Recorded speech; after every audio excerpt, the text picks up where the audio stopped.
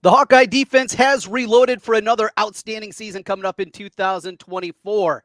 The offense, well, they're still searching for a coordinator and some concerns there. We talk Iowa hoops as Biz stops by today. Locked On Hawkeyes. You are Locked On Hawkeyes, your daily podcast on the Iowa Hawkeyes. Part of the Locked On Podcast Network, your team every day.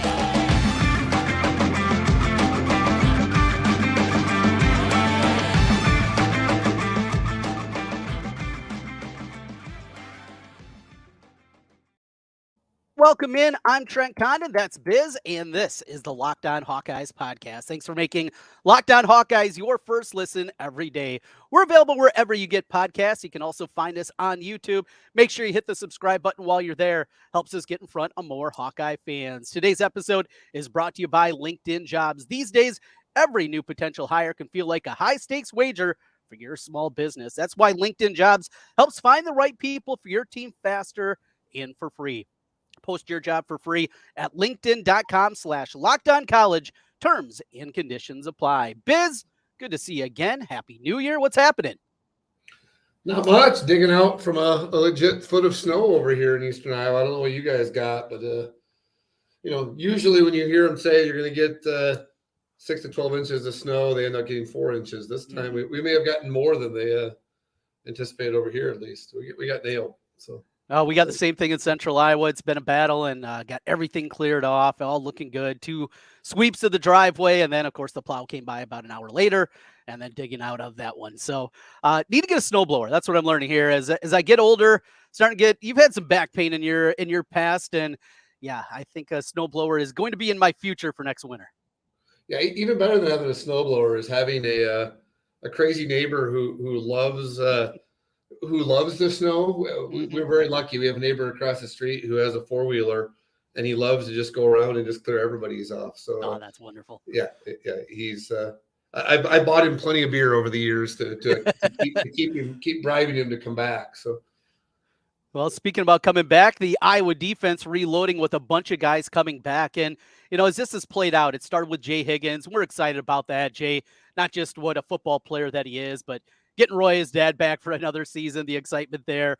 That was really cool. And then we just see the dominoes continue to fall.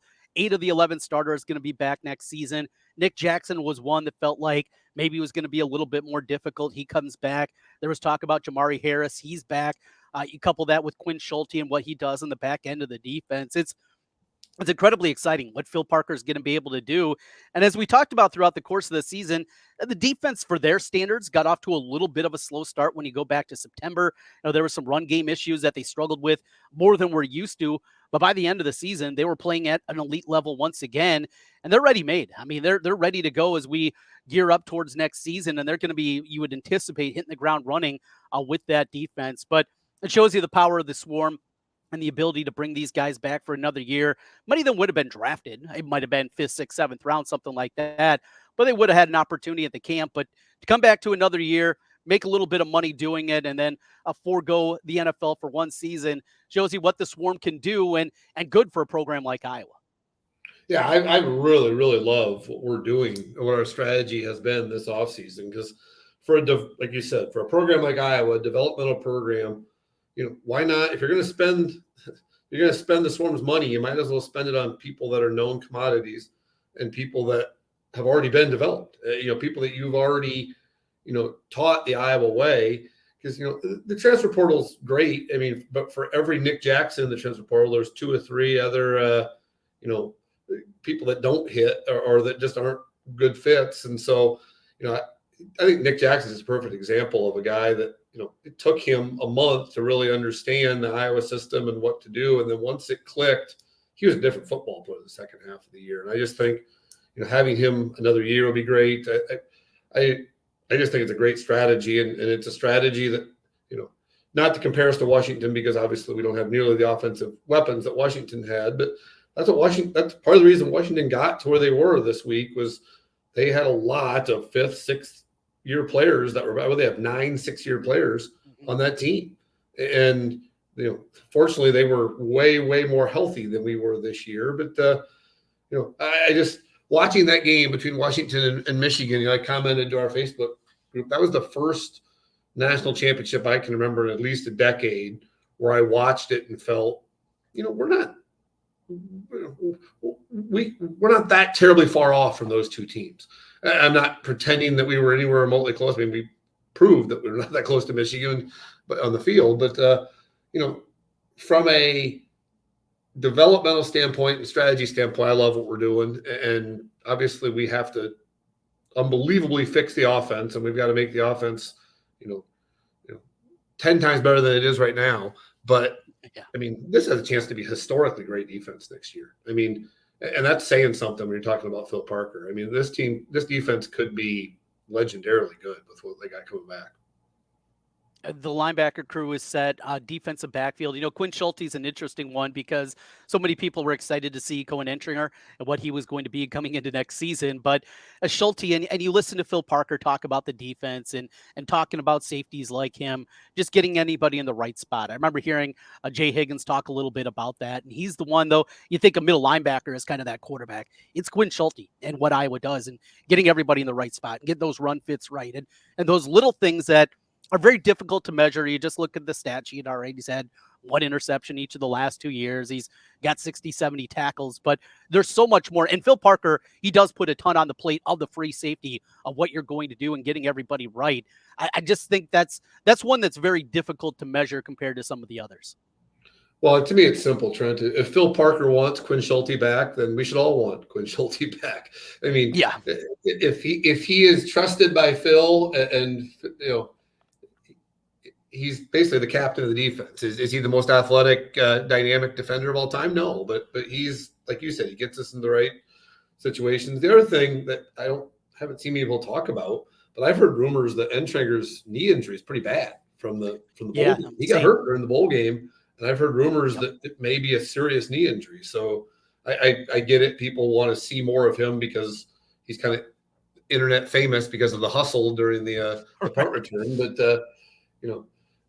I don't know. To me, I don't know how people can complain about Quinn Schulte coming back. To me, across the board, you couldn't have asked for anything better. I mean, in a dream scenario, Cooper comes back as well, but I think we all thought realistically he was gone. So getting 6 out of 7 is pretty much the ideal scenario.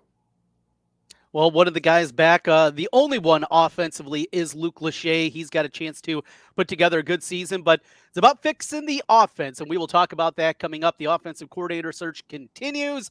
Some rumblings, and we'll pass those along to you as Iowa continues to search for what's going to happen at the offensive coordinator spot. We'll do that as we continue here. This is the Locked On Hawkeyes Podcast.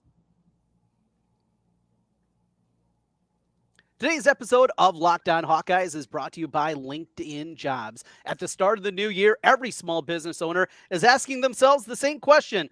What's the one move I can make that'll take my business to the next level in 2024?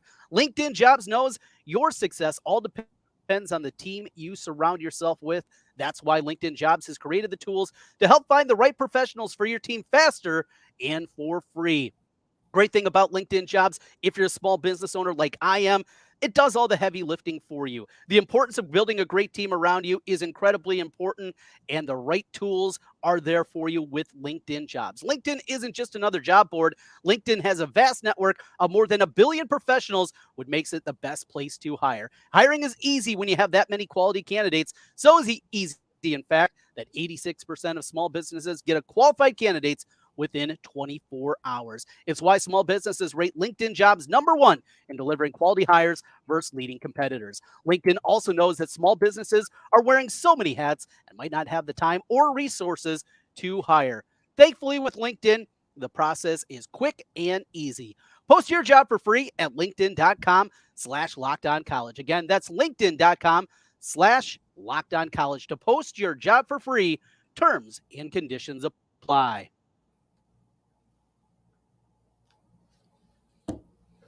Trent Biz back with you again on the Locked On Hawkeyes podcast. Thanks for making Locked On Hawkeyes your first listen every day.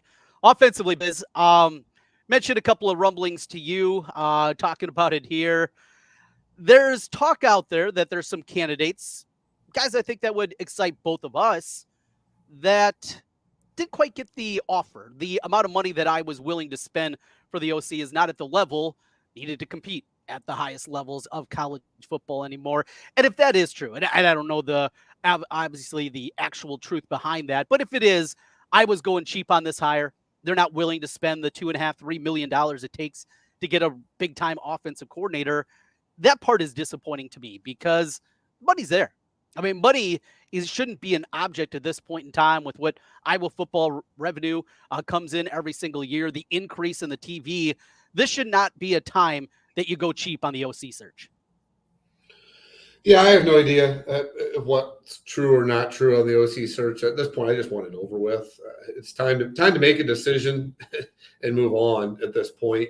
I think we're all assuming the worst when it comes to the OC search. I mean, I've talked about it before. I would love for Paul Chryst to be our offensive coordinator, but sounds like that may not be happening. And, it's my whole hope, all I've wanted all along is somebody from outside the coaching tree. I just think there needs to be some fresh opinions and fresh ideas and some of that. But my guess is it'll end up being someone within the coaching tree, and we'll be right back where we were before. People will be angry and have something to complain about, because it wouldn't be Iowa football if you didn't have something to complain about, right? Because right now things are going too smooth with all the guys coming back and all the positivity in the program.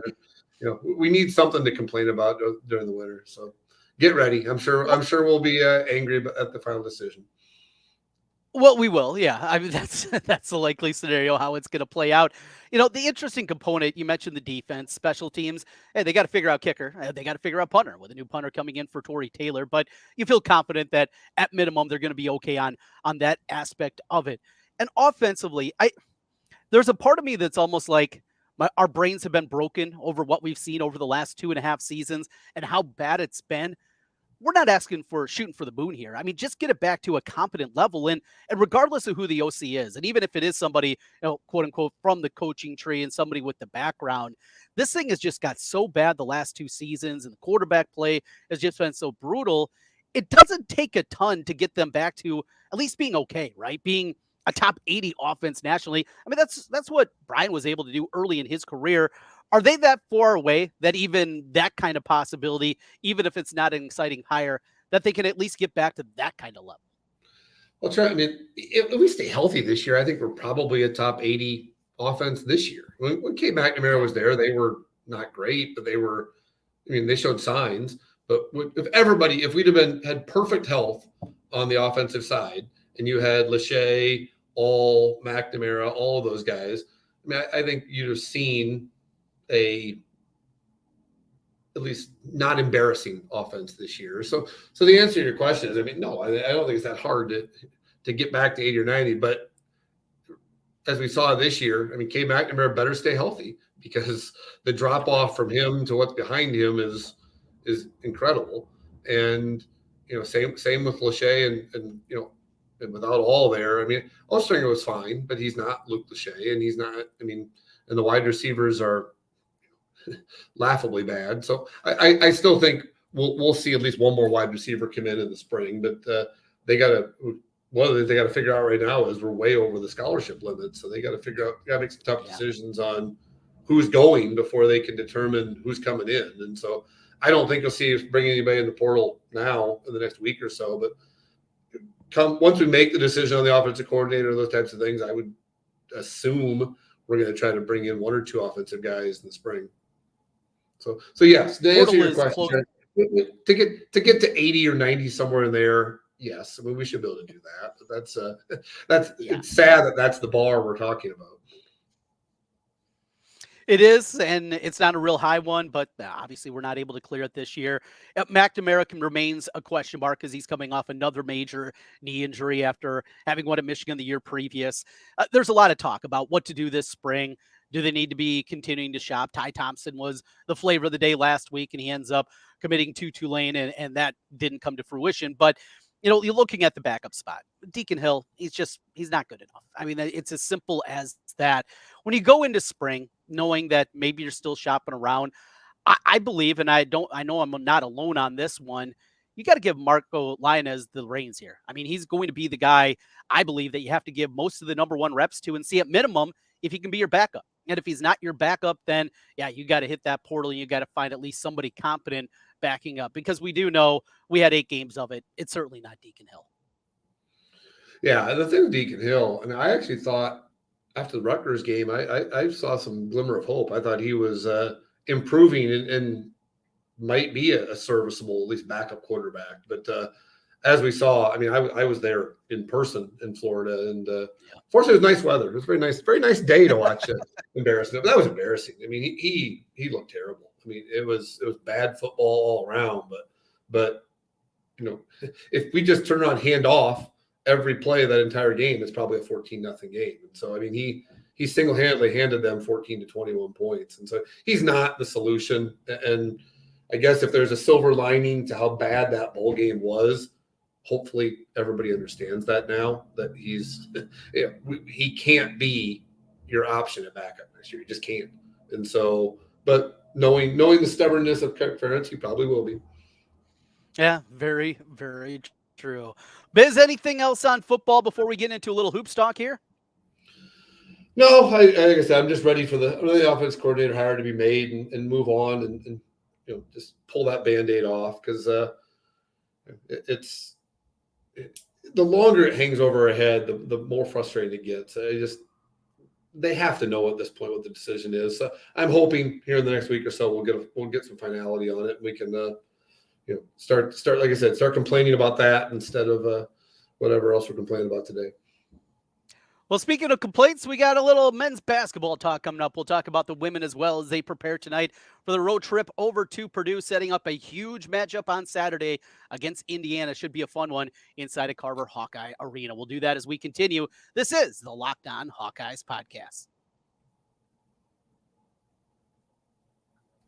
Today's episode of Locked On Hawkeyes is brought to you by FanDuel.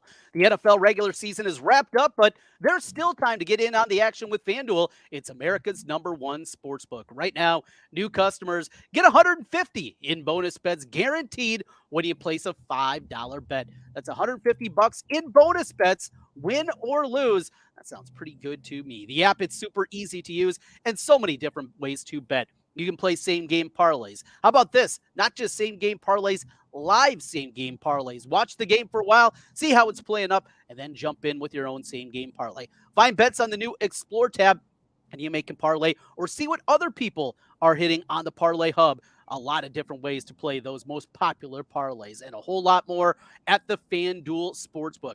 So visit FanDuel.com/lockedon to make your first bet an easy win. Once again, that is FanDuel.com/lockedon. FanDuel, official partner of the NFL.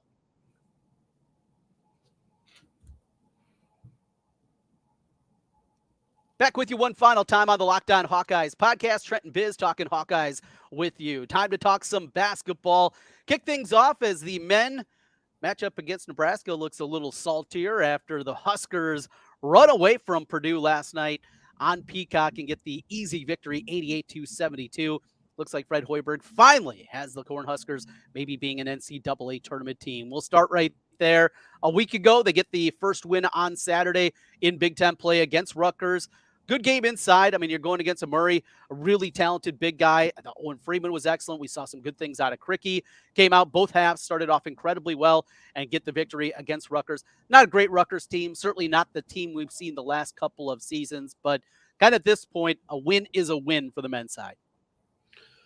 Yeah, and it's a big week coming up for the men, because if you're going to get back in or on the bubble, you got to win these next two. You got to beat Nebraska at home, and you got to beat Minnesota on the road. I know both those teams are trending in the right direction and playing better basketball, but if you got a hope of getting back on the bubble and playing meaningful basketball in March, you got to beat those types of teams. And so, get to 3-3 and then see what happens. I watched that Nebraska Purdue most of that game last night, and Nebraska shot lights out. They were like 14 for 23 on threes. So, I like the fact that they have a short turnaround, and we have 6 days to prepare.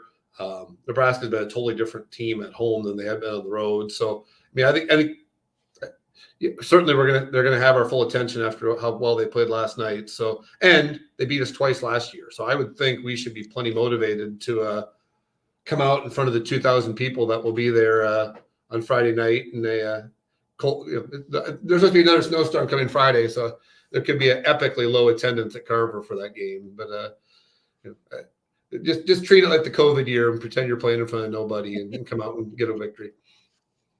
Friends and family only option on Friday night. 8:30 tip-off for that one for the Hawkeyes and Nebraska. Patrick McCaffrey didn't play on Saturday. They said illness, and then he showed up on the bench. Mental health issues has been something that has been a big conversation piece with Patrick. But leaving that aside, just talking about him as a basketball player, it has not gone very well for him this season. He's looked disengaged at times. He has just been going through the motions, and we haven't seen what we know Patrick McCaffrey can be when things are clicking. When he does come back, it does sound like it is a possibility on Friday.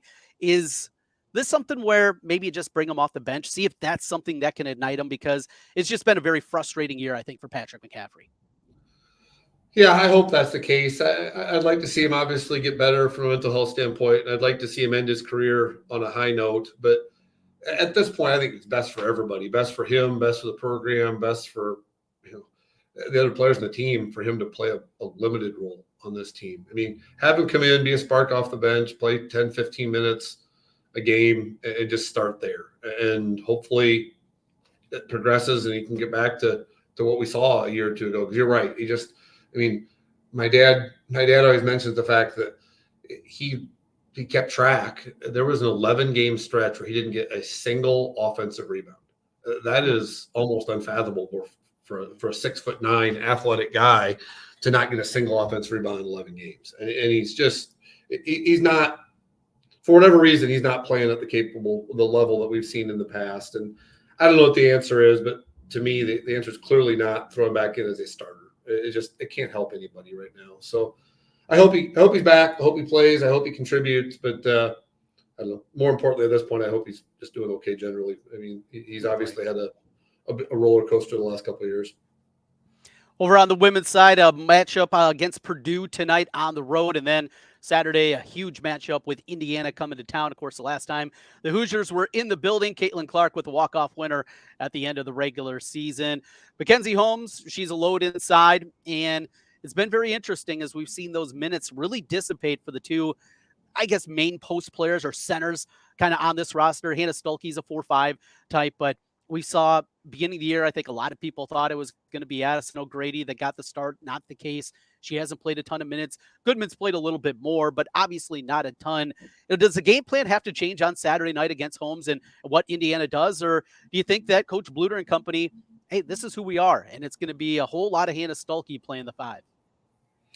I think you'll see more of Goodman because I think, you saw with like Addie Crooks and things like that. I mean, Goodman's a good post defender. I mean, for as big of a, she's what, 6'4", 6'5". She's pretty nimble, and I think she can cause some issues with Holmes. And so I think you'll see her play, but I don't think you're going to see. I mean, she's not going to play 30 minutes a game. I think you'll see her play 15, 20 minutes a game at most, but I think you'll see her play more just out of necessity because, somebody's got to guard Holmes, and I think Stuelke can do it for limited portions of the game, but they're still slowly working her minutes back from the knee injury, and you got to keep her out of foul trouble. So yeah, I think you'll see more of a committee on Saturday, and they got to play better than they did against Michigan State. I mean, the fact that Clark hit the game winner kind of hid the big story of that game, which is we didn't play well at all. They probably deserved to lose that game, and Clark bailed them out. Then Rutgers is a terrible program, so I'm not sure you can take anything away. So it'll be interesting to see. In Purdue's, so it's another sold-out environment. Interesting week. Two games that both winnable, but they could easily lose both as well. And it's wild. You go to the Rutgers game, sell out there. Purdue tonight, sell out there. The Caitlin Clark show just continues on, and to see this happen in women's basketball. Biz, we've followed women's basketball because of our relationships for a really long time. It's really unthinkable that this is happening to Iowa women's basketball. Not just sellouts every single night and a season sellout inside of Carver Hawkeye Arena, but every single place that they go. Wisconsin's been bad on the women's side for 2 decades, and they sell out the Kohl Center. That's a big building, and they sell that thing out. Mackey's a big arena, and that's sold out. It's it really is unthinkable when you kind of look at a big picture that this is happening to any team, let alone Iowa women's basketball.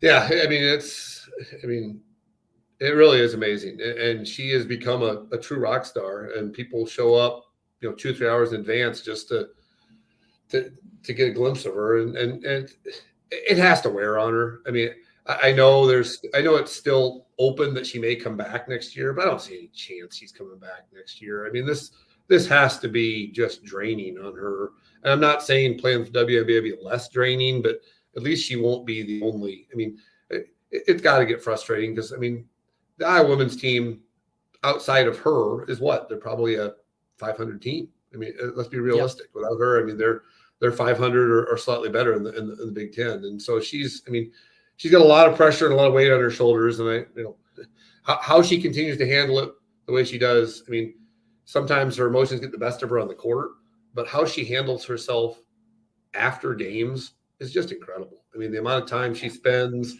with fans and, signing autographs, and then just how she communicates with the media and, the way that she deals with, questions with the media, those types of things. I mean, it's pretty impressive. I mean, she hasn't had a single slip up that, she's never said anything that you look at like, well, why'd she say that? I mean, she's pretty amazing, and we'll probably never, ever, ever see it ever again from an Iowa athletics perspective. Been fun. Enjoy the ride, and it continues tonight against Purdue. Biz, appreciate the time. As always, good catching up with you, and maybe by the next time that we speak, we'll know who the offensive coordinator is, and we can complain about that. How's that sound? Sounds good. Well, I guess one way or another, we'll find something to complain about next time we're together, Trent. No doubt. Biz, we'll talk to you again soon. All right, go Hawks.